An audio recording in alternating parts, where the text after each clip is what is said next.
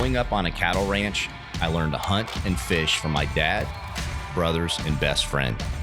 This laid the foundation for my love and roots in the outdoors. When I put a bow in my hand at the age of 13, I never looked back. As I journey from one hunting location to another, learning and growing as a bow hunter, I always reflect upon the experiences that made me who I am today. Welcome to the Roots.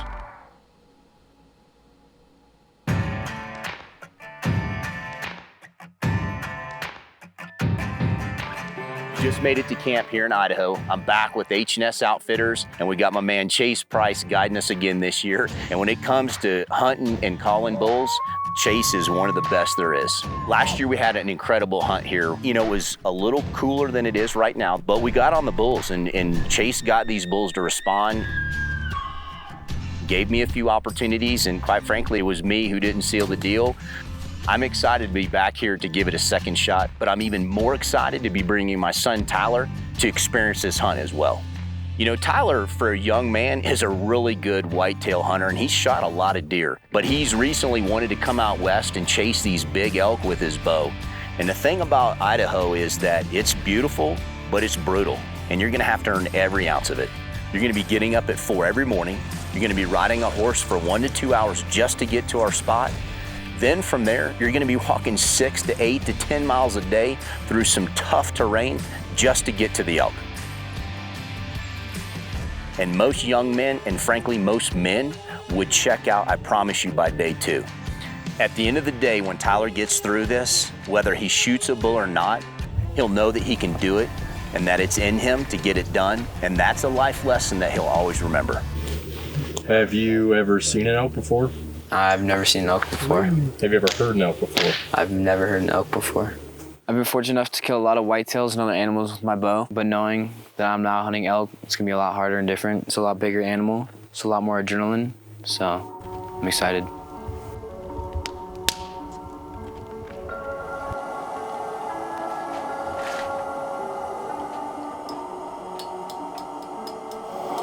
All right, let's get some eggs, oatmeal, whatever you want. See what happens this first morning you're up, my man. And see if we can get it done right out of the gate.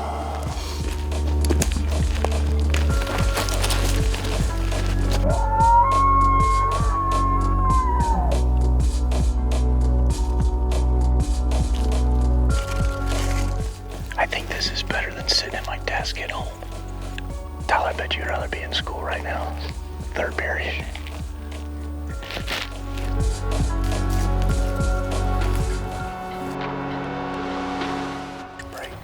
Morning was really good from a standpoint of, just working through the bugs, getting adjusted.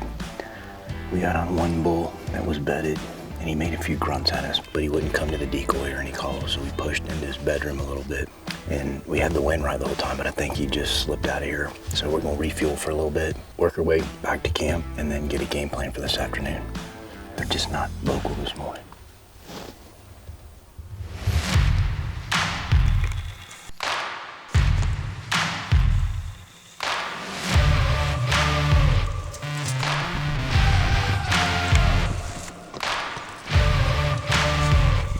Headed to a different canyon and just a bunch of timber. The bulls still aren't bugling like 1 and 2. We saw some good tracks, so we're going to hit this timber that we know there's bulls in there. We're just going to have to get in their bedroom, call them, and see if we can't pull them to us. So we'll be busting some timber.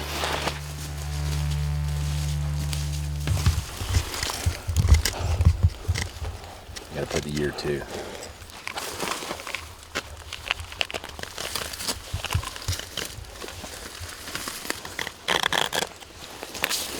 Tyler was here in the backcountry of Idaho. Where there's no elk. Where there's no elk.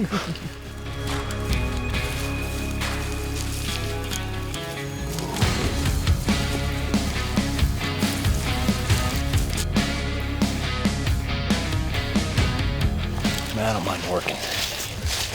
You know me. Part of the thing that concerns me is we haven't even jumped an elk. If it's this thick and steep up through here, we'll just head down the trail and hike out to the horses. This is a freaking jungle.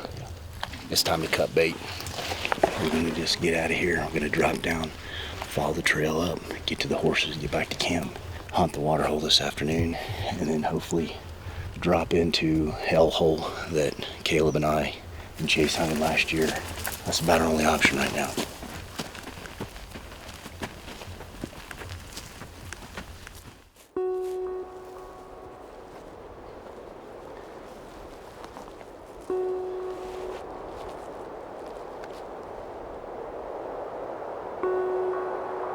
Hellhole. It worked last year when nothing else would.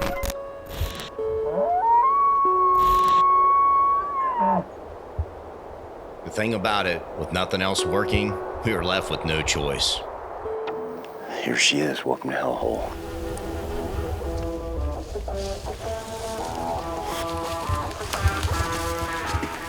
We're just doing some blind calling right now to see if one of these bulls will come down the trail before we just start stomping out through there. A bull just grunted up here above us in the timber, so we're gonna set up a little different now.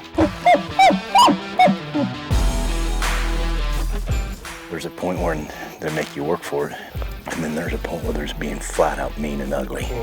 It's like gotten to that point. I hear a lot more out in the vehicle when I'm sleeping than I do when I'm awake. I don't know what we gotta do different. I mean, this has been tough, and they're making us work for it. And I think a lot of it's due to how warm it is right now. But we're not giving up. The clock's ticking, but we still got time.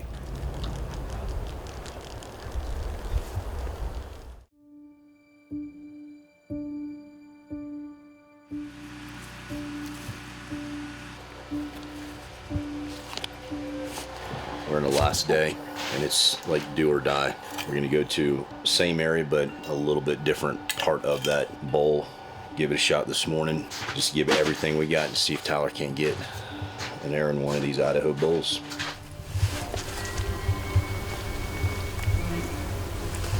But it's our first view of the whole hunt. So we'll see if we can make the most out of it.